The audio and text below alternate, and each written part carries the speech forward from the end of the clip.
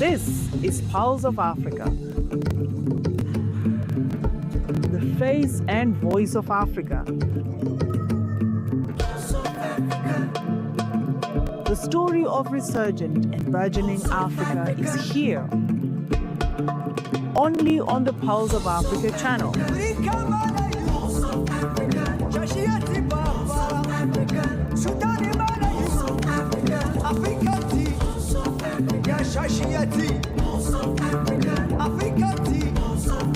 Pulse of Africa, the face and voice of Africa.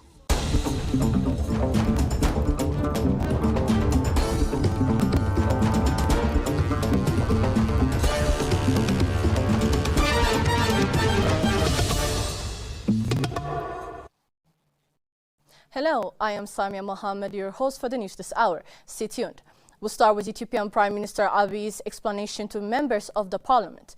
Ethiopia's ambitious economic reforms over the past year have delivered strong results across transport, digital service, exports, industry and investment, told the House of People representatives today. Responding to issues raised by members of the parliament, Prime Minister Abiy stated that Ethiopian Airlines continues to strengthen the country's connectivity and service export capacity, carrying a record 90 million passengers in the 2024 and 2025 fiscal year.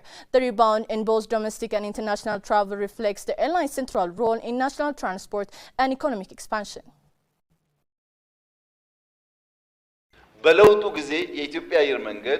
At the start of the reform, Ethiopian Airlines used to transport close to 8 million passengers per year. In the past 6 months alone, it has carried 10.7 million passengers. This is a visible number, and we will reach 22 million this year. This means more than twofold from during the start of the reform.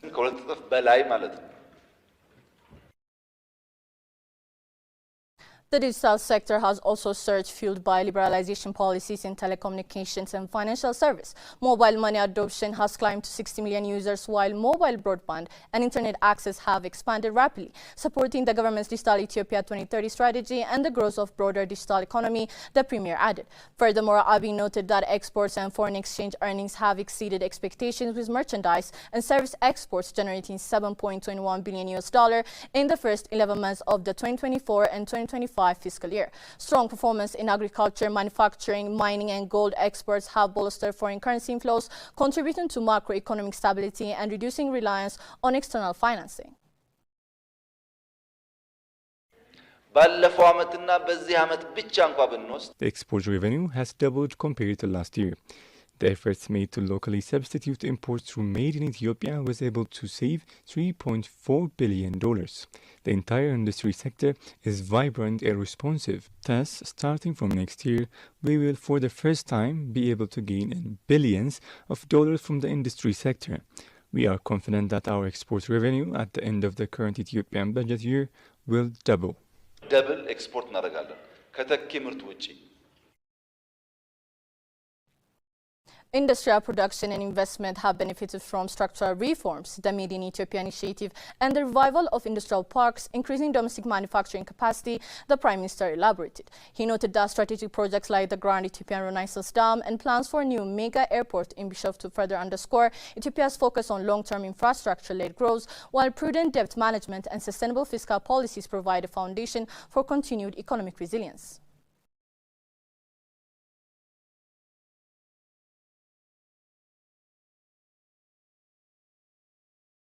The United Arab Emirates and the Democratic Republic of Congo have formalized a historic global economic partnership agreement in a high-level ceremony at Abu Dhabi's Qasr Al Watan Presidential Palace. The pact was signed by President Felix Antoine Tshisekedi of the DRC and the UAE President Sheikh Mohammed bin Zayed Al Nahyan, aiming to significantly boost trade, investment and economic cooperation between the two nations. The agreement opens UAE markets to roughly 6,000 Congolese products, reduces trade barriers and establishes a framework to nearly double bilateral investment to $10 billion by 2030.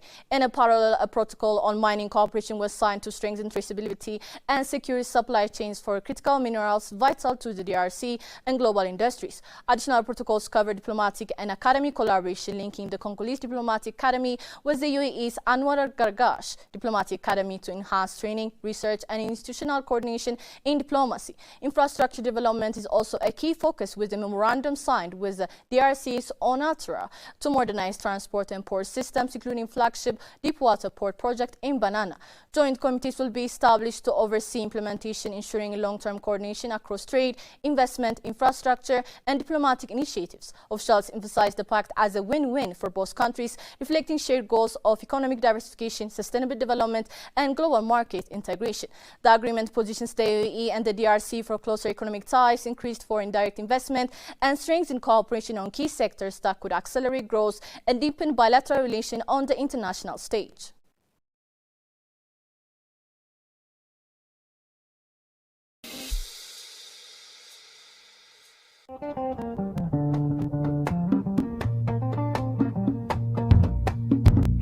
Ethiopia's green legacy initiatives are restoring urban parks and expanding green spaces across our cities. Green spaces protect the environment and strengthen healthy, resilient communities.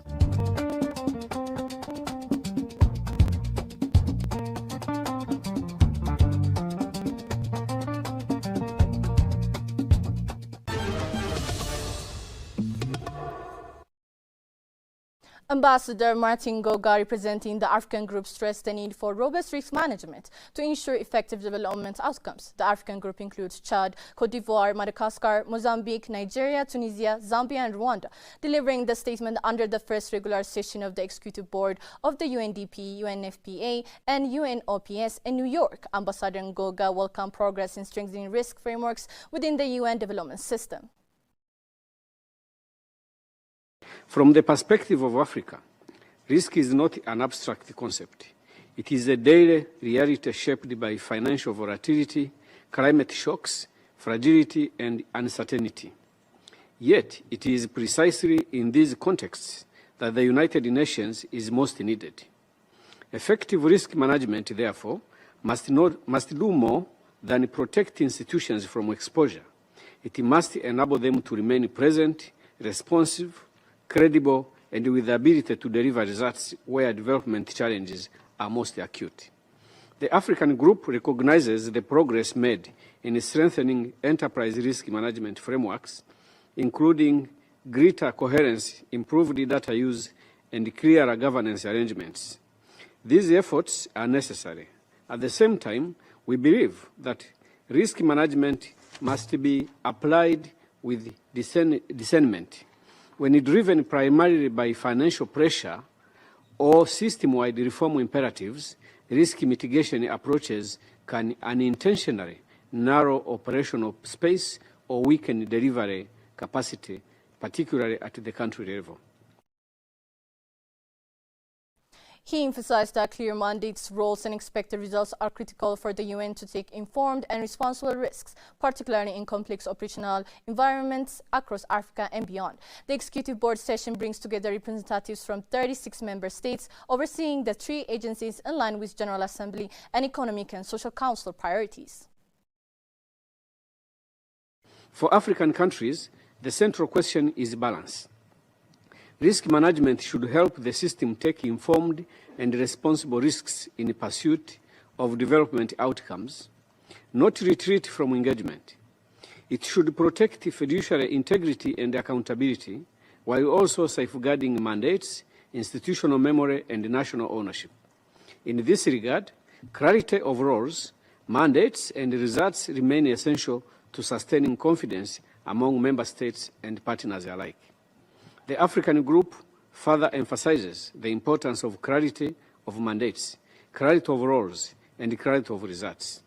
These elements are essential to maintaining confidence among member states and to ensuring that risk management serves as an enabler of delivery rather than an end in itself.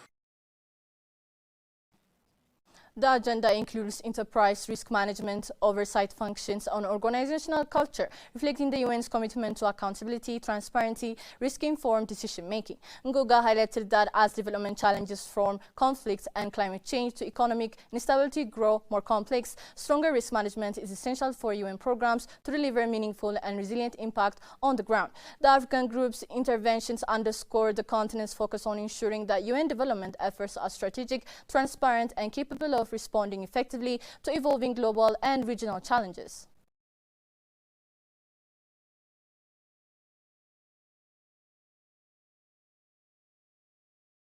Morocco and Azerbaijan are making steady progress on their draft agreement on the promotion and mutual protection of investments aimed at strengthening bilateral economic ties and encouraging cross-border investment. Discussion took place during a meeting between Azerbaijani ambassador to Morocco Nazim Samadov and Moroccan Minister of Economy and Finance Nadia Fattah Aloui. Both sides highlighted the importance of expanding the legal framework to support deeper economic cooperation.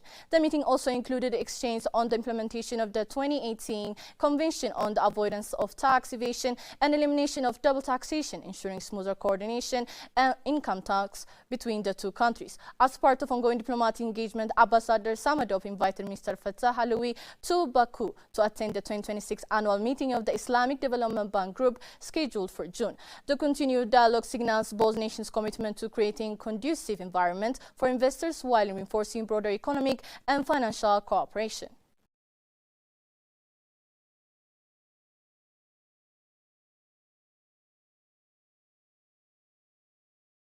The Innovative Building Technologies Summit opened today, spotlighting South Africa's urgent housing challenges amid rapid urbanization. The two-day event, themed Mainstreaming Innovative Building Technologies for Sustainable Human Settlements, convenes government officials, industry leaders, investors, and civil society to explore modern construction methods that can accelerate housing delivery across the country. Key discussions center on innovative building technologies, including prefabrication, energy-efficient designs, lightweight structural systems, and sustainable materials. These approaches are being promoted as a cost-effective, scalable, and environmentally friendly solutions capable of addressing South Africa's housing backlog while building disaster and climate-resilient communities. President Cyril Ramaphosa reaffirmed the government's commitment to integrating IBTs into national housing policy and leveraging public-private partnership to fast-track home construction. As now we deliver houses, we must be asking those who are in the construction industry, are they utilizing technological methods of delivering houses? And I would argue that if they are not, they should be at the bottom of the list. We now want those who are going to use modern technologies. We must move with the times. Officials emphasized that technology adoption could significantly reduce costs, speed up delivery, and improve living conditions in both urban and rural settlements. The summit also provides a platform for showcasing cutting-edge construction innovations and fostering collaboration between developers, investors, and policymakers.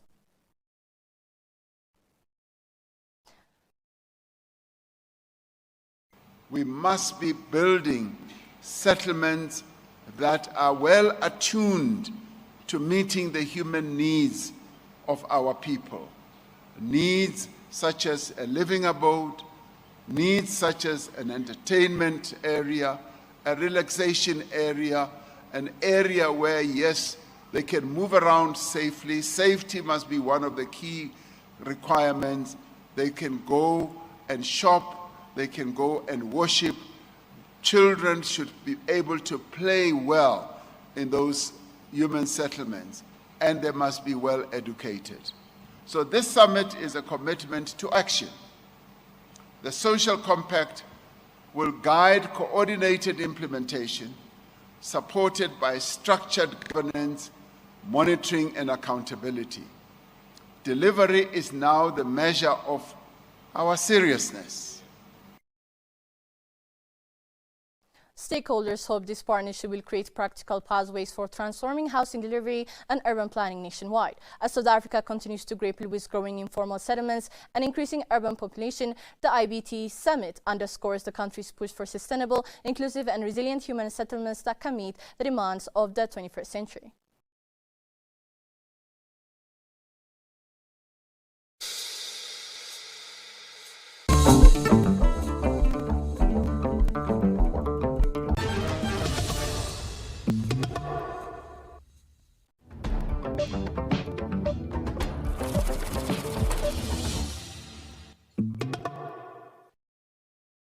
Moving to business news.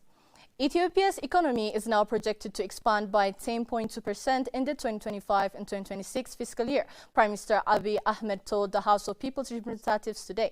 The projection follows a 6-month review of the country's economic performance, reflecting strong growth across sectors including industry, transport, digital service and exports. The Prime Minister attributed the upgrade to the success of Ethiopia's ongoing economic reforms and improved macroeconomic management. Ethiopia is undertaking extensive reforms aimed at diversifying the economy, strengthening industrial production and expanding connectivity through projects such as Grand Ethiopia Renaissance Dam and the planned Bishoftu Mega Airport. These measures are intended to sustain high growth while boosting employment and domestic production. The country is also restructuring its external debt and implementing reforms under the International Monetary Fund supported program, which has helped stabilize public finances and attract foreign investment. The 10.2% growth projection positioned Ethiopia among the fastest growing economies in Africa for 2025 and 2026, highlighting the impact of strategic reforms and infrastructural development on long-term economic resilience.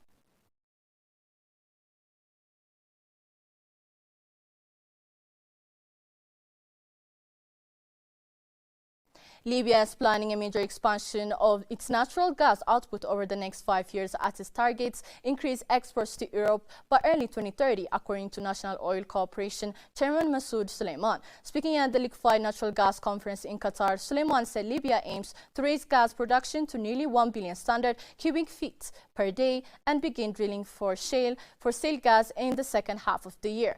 The move is intended to unlock more supply for export, particularly to European markets seeking diversified energy sources. Libya holds an estimated 80 trillion cubic feet of natural gas reserves split between conventional and unconventional resources. Despite this potential, current exports remain minimal, with only small volumes flowing to Europe through the Green Stream pipeline. Investment in Libya's energy sector has long been constrained by political instability and security challenges following the 2011 overthrow of Muammar Gaddafi. Recurrent disputes between the rival factions over the oil and gas revenues have frequently led to production shutdowns, deterring foreign investors. Suleiman also revealed that winners of Libya's latest oil and gas licensing round will be announced on February 11, with about 37 companies participating, including Chevron, Eni, ConocoPhillips and Repsol. Additional bid rounds are planned later this year, potentially targeting unconventional resources and marginal fields as Libya pushes to revive its hydrocarbon sector and attract long-term investments.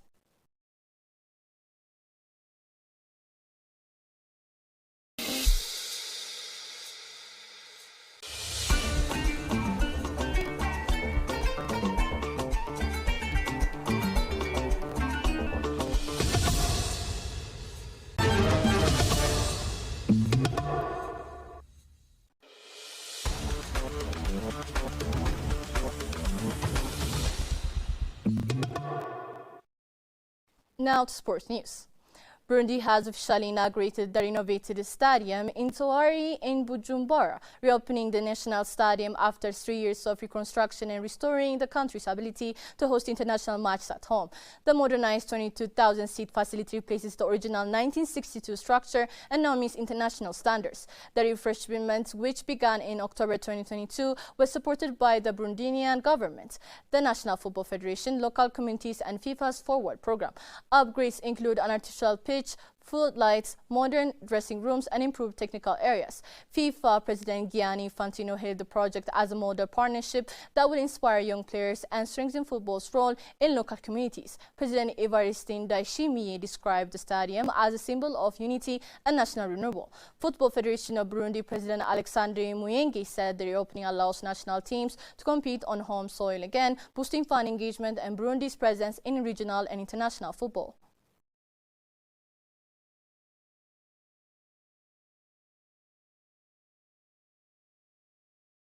Now let's take a look at the weather forecast across Africa.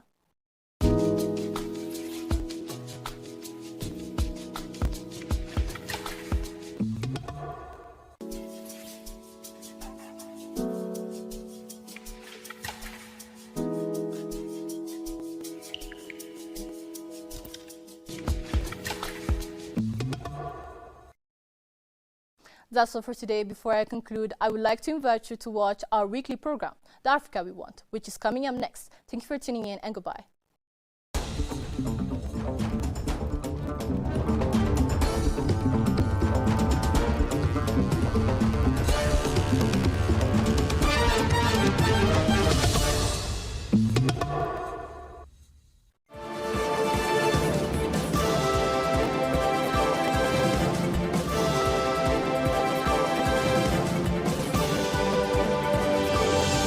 the Africa we want.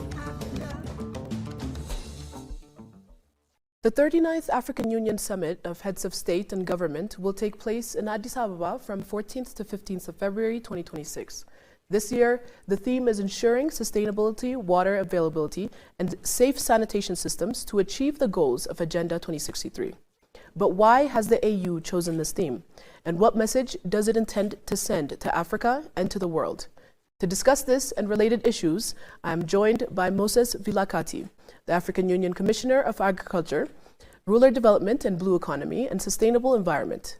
Before taking up this continental role, he served as minister in Eswatini, first at the Ministry of Agriculture and then at the Ministry of Tourism and Environmental Affairs. He's also been project director at the Eswatini Water and Agricultural Development Enterprise, as well as project director and lecturer at the University of Eswatini. Commissioner Vilakati holds a Master's of Science in Agriculture, specializing in international development from California Polytechnic State University. I am your host, Tensai Gabiao. Stay tuned. Commissioner, thank you for joining us. Thank you very much for this profile. Before the AU titles, before policy frameworks, what first pulled you toward agriculture? From a tender age, I used to like agriculture to an extent that when I had to do my first degree, it was on agriculture. So that has taken me through that journey, because for me, agriculture was about life. And I wanted to make sure that I could serve people and ensure that they have life. The African Union has chosen water and sanitation as the 2026 theme of the year. Why now, and what made this issue urgent enough to anchor Agenda 2063 at this moment? We are very, very grateful that the AUC Assembly chose this theme for this year, which is on assuring sustainable water availability and safe sanitation systems to achieve the goals of Agenda 2063. As you are aware, Agenda 2063 is looking at a prosperous Africa where people have got better livelihoods.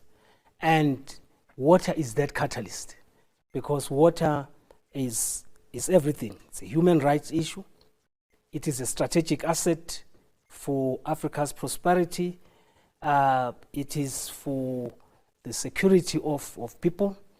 And when we talk also of sanitation, it is at the center to Africa's socio-economic transformation as well. You know, you think agriculture, you think energy, you think health, it's all about water. So this is a very, very important theme. So why at AUC? It's just because we want the member states to raise the profile on water, since Africa is still deficient in the water supply to its people. There are about, for example, 400 million people who lack basic water services, and more than 700 million people without safely managed sanitation. And that constrains human development, that constrains transformation. And yet, if we're taking water to a higher profile level, like education, like health, like agriculture, we would have resolved this at ease. So we are very excited about this theme. Like you said, many Africans lack access to clean water, despite decades of commitments from the AU. What must change for this theme not to remain symbolic? I think the issue of raising the profile at the higher level, that is the first key, so that when it comes to the budgets, so that when it comes to the development, water is put up there to make sure that every country, every member state is now having safe drinking water. I think when you look at the health situation, some of it is caused because of people lack water. And therefore, it should not just be symbolic. It must be reality that there must be water for all. So it's about prioritizing it. Exactly. The Comprehensive Africa Agricultural Development Program, CADIP, has been Africa's flagship agricultural framework for years. From where you sit, how effectively are member states actually meeting their commitments on productivity, food security, and rural livelihoods? Yeah, the CADP journey has had close to 20 years. It's only this year when we have, when the AUC has already said it becomes a flagship program. But there has been good progress, even though there has been challenges. So over the last 2 decades, CADP has helped member states to make sure that they have a stronger agricultural planning systems, and also investment program formulations. But also, it has found itself in some other countries where the productivity as well as the production levels have increased. Because when you look at CADP, it is focused in a number of areas, particularly regarding production and productivity. We are spending close to $70 billion per year importing food. Now, if all of the countries were to enshrine the CADP principles, for example, right now, using the Kampala CADP process, it is said that by 2030, 45% of the agri-foods need to come from Africa. And so, if all the countries can ensure that in their planning, in their national agricultural investment plans, in their budgets, they ensure that CADP is included, it becomes inclusive, then we'll be able to achieve this food security for Africa. So CADP sets 2 headline commitments for African Union member states. One is at least 10% of national budget needs to go to agriculture. And the second one is at least 6% annual growth in agriculture. Are there countries you would point as getting CADP implementation right? Yes, we do have countries that are in the right direction. Can you list them? But they are not there. They're not there yet? They are not there yet, but they are moving in the right direction. For example, we have countries like Morocco. They are on the path to achieving what CADP is about. But we also have those ones that are, because what we do, we usually have what we call biennial reviews. So every 2 years, we make reviews. So there are countries that, for example, will be awarded some awards this year. I wouldn't like to preempt so that they are caught. I mean, so that when we call them, they will all come, and then they'll be excited when they get the good news, because they've been consistent in ensuring that they are moving towards the goal of the 10%. They are ensuring that they are moving towards the 6% GDP in agriculture. Some have actually surpassed this, because sometimes we have this anomaly way of looking at it. And yet, when you talk to the ministers of finance, they will say, if we construct a dam, it is moving towards agriculture. Even though you don't see that budget line at 10%, but you also construct a road to ensure that the produce can reach the markets 24/7, and on rainy days, and even on dry days. So that is where the issue of 10% sometimes become contentious. But we're having countries that are actually, in their budgets, they are moving towards the 10%. One area often cited as progress under your portfolio is the renewed continental focus on soil health and fertilizer access following the Africa fertilizer and soil health discussions. How do you assess what has genuinely changed for African farmers since then? We have started intensification on soil health, because as we are aware, this was part of the declaration in Nairobi, to make sure that soil health becomes a critical path towards agricultural production and productivity. You know, you can't advise a farmer if you don't know what type of soil that farmer has, and therefore, by extension, what type of fertilizer to apply, because the soil will tell you the deficiencies that are there. Is it nitrogen? Is it zinc? Is it whatever? So that's why then we then developed what is called the 100 days rolling plan, where we're looking at one soil mapping for all of the African countries, just so that we understand what is possible and how much fertilizer you can apply. Now, once we have that, then you are able to advise the farming community what to grow, because what is critical is that we need to grow what can be grown in that area, and also by extension how much fertilizer you can apply. The next level will be to look at the water availability, because gone are the days when we can just depend on rain-fed agriculture. Look up and say, hey, one of these days there will be rain. When you put your seed in there, there has to be moisture, because we have soil, we have moisture, we have heat. Those are the three ingredients that make a seed to germinate.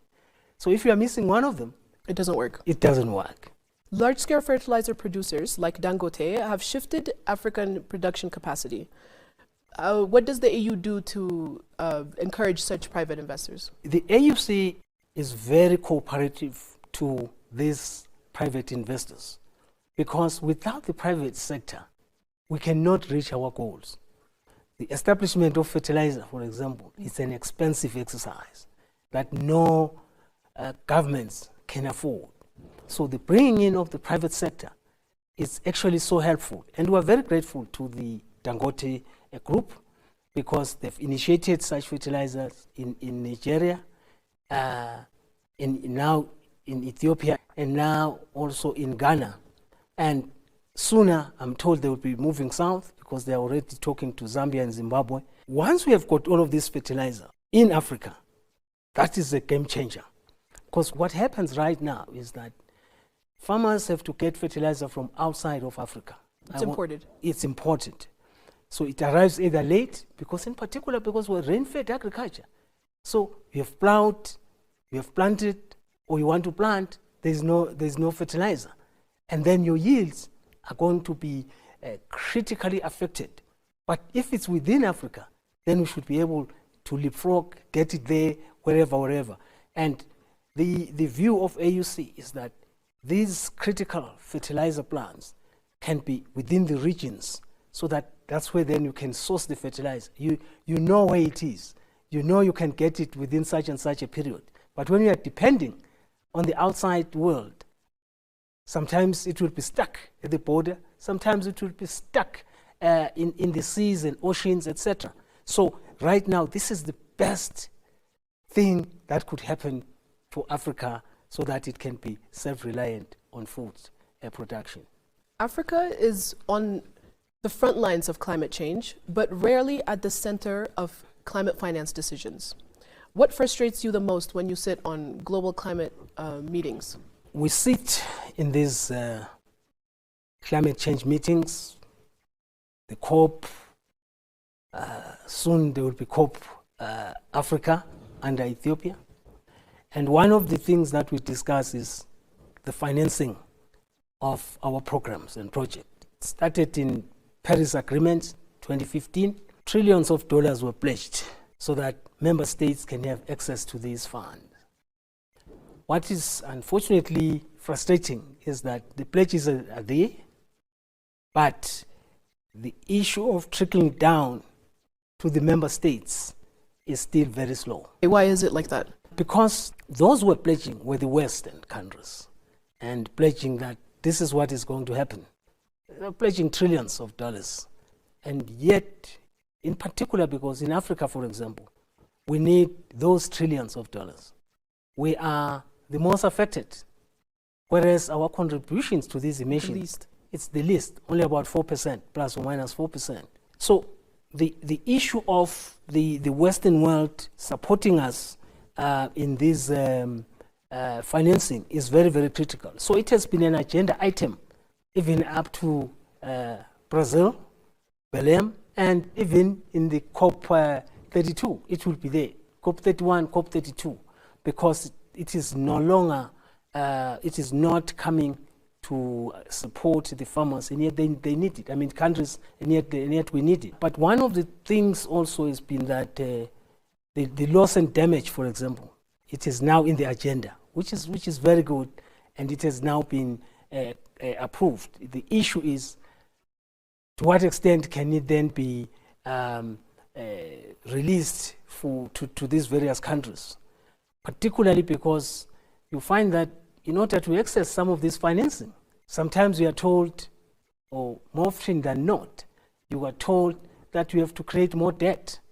Africa already is indebted. So if you increase the debt, then you are actually suffocating these countries, because some of them can hardly now breathe. So we are saying to our partners, let's ensure that we can look at concessional financing, grant financing, in order to stimulate us, to stimulate Africa, and make sure that we can make headways in as far as climate change is concerned. Because climate change is here, and it is going to be here. So we need to do something about it. Is Africa getting a fair deal in global climate funding mechanisms, yes or no? This is no, because Africa has been in these negotiations. We have an Africa negotiating team that does all these negotiations. They work so hard, and sometimes you feel for them. Sleepless nights. But at the end you said, what have you achieved?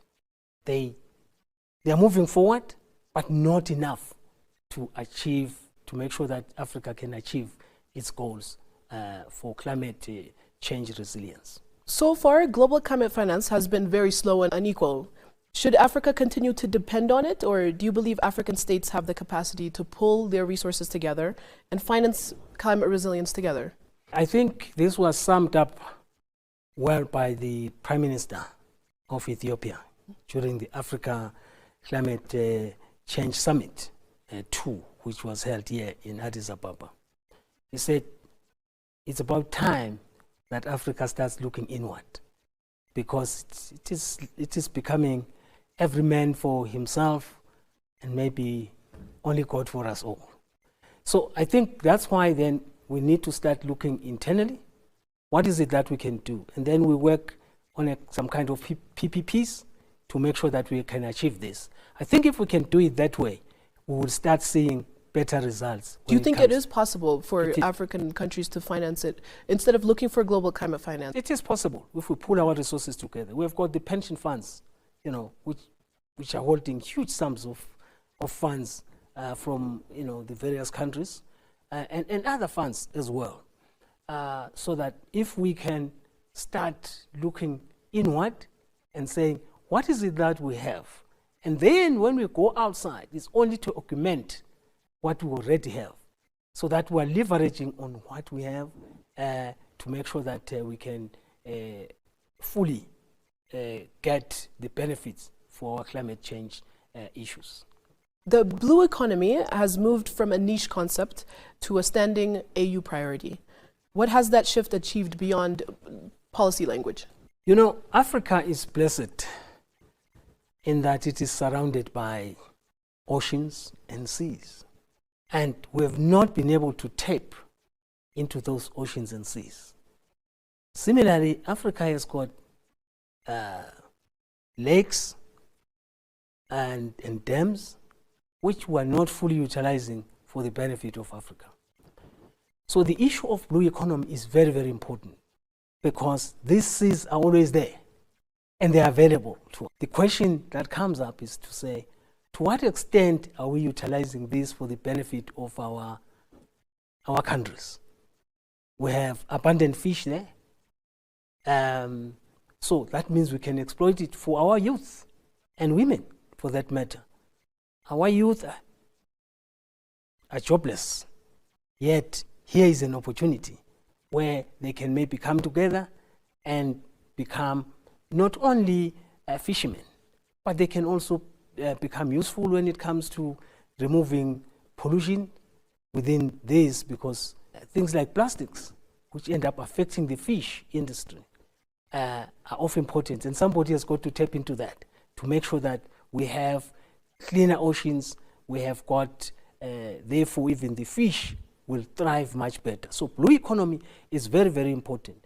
But also we have to look at the land linked, where I was talking about the lakes and the dams. Some are huge, to what extent are we utilizing those to make sure that they can feed our Africa?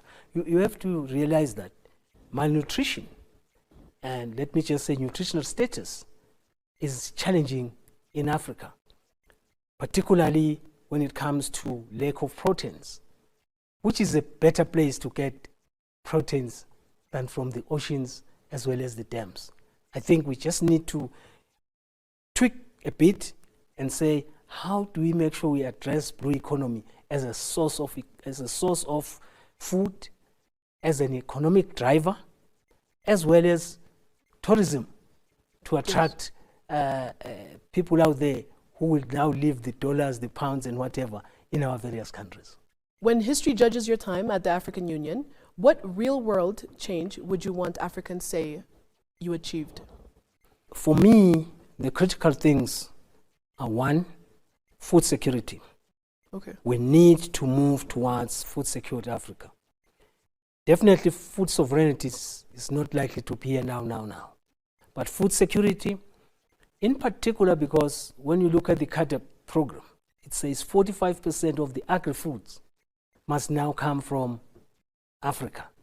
So that's the first one. The second one is full utilization of the blue economy, because it's there, it's abundant. The third one is to make sure that we can conserve our seeds. We need to have seed banks. The seed that was being utilized by my forefather is no longer there and is diminishing. So it needs to be conserved one way or the other, so that it can be there to support even future generations. Some of those seeds were highly productive, but in no time, within 2 years, 3 years, it's diminished. We need to conserve those so that we can go back to it and make sure that we can multiply it for the benefit of our people. So food security, the blue economy, as well as the seed. Now, when we talk about the food security, that also includes fertilizer, because fertilizer accessed by most of our countries, which is why I'm saying we're grateful to the Dangote group, because right now, as we are moving around and saying, let's have soil mapping so that we know what fertilizers can be there or can be utilized for our soils. We then need these fertilizer plants, because, and this is part of what I developed, which is a 100 days rolling plan. It was talking to the soil maps so that we can look at the soil health issues. It was also talking to the fertilizer to be readily available to the farmers. It was talking to the seed banks so that we can have seed bank in strategic areas, because you have to realize the seed from the north might not do well in the south. The seed from the south might not do well in the north. So we need those to be in structured places or central places. And then the blue economy, because that is the water that's there for use. It's water that's readily available. And I don't think the oceans will ever dry. Some countries are even pumping that water for irrigation purposes or desalinating that water. So I think these are some of the things that will make Africa great. Well, we're looking forward to the AU Summit and this year's theme. Thank you for joining us, Commissioner. It's always my pleasure to be here, and we look forward to this water theme, because water is life, but water is also about economic growth for our various member states. We hope this theme can now elevate water to a high level to make sure that we make sure that in our budgets, the budget for water is now visible. Thank you, Commissioner. It's always my pleasure. Thank you very much.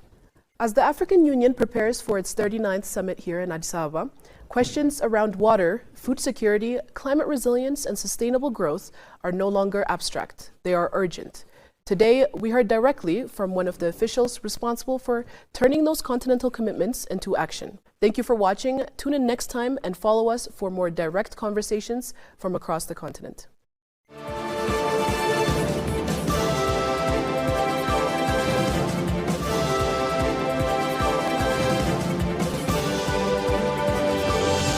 The Africa we want.